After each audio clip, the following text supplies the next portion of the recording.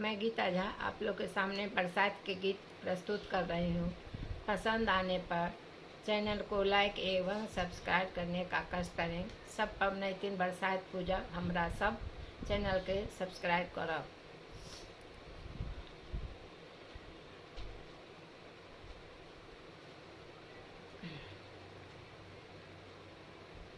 बाबायो पाबने अलै नजदीक, कौशल्या सासु किछुने पठलखिन ना।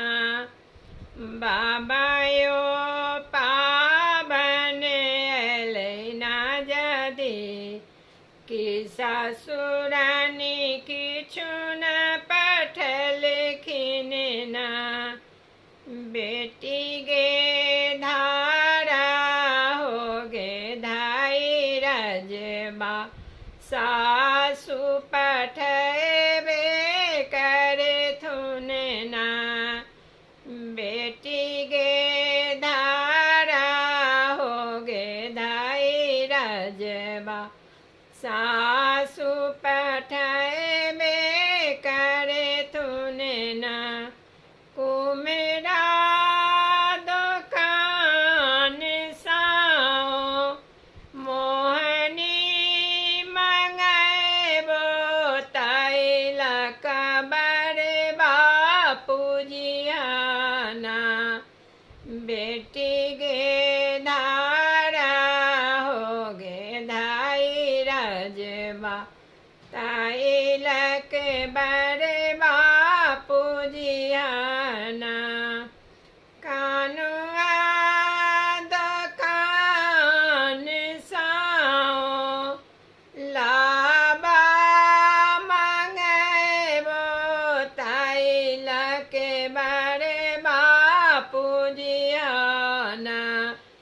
बेटी गे धारा हो गे धाई रजबा, तैलक बड़े बापूजियाना।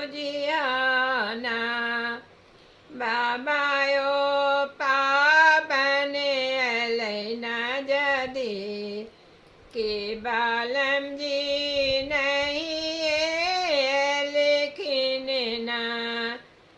बाबायो पाबने अलै नजदीक, कि बालम जी नहीं एलखिन ना। बेटी गे धारा हो गे धाई रजबा, बाल में एबे करे थुन ना। बेटी गे धारा हो गे धाई रजबा, बाल में एबे करे थुन ना। गोवरिया दुकान साओ दूध बा मंगैबो, तैलक बिसहरि पूजियाना।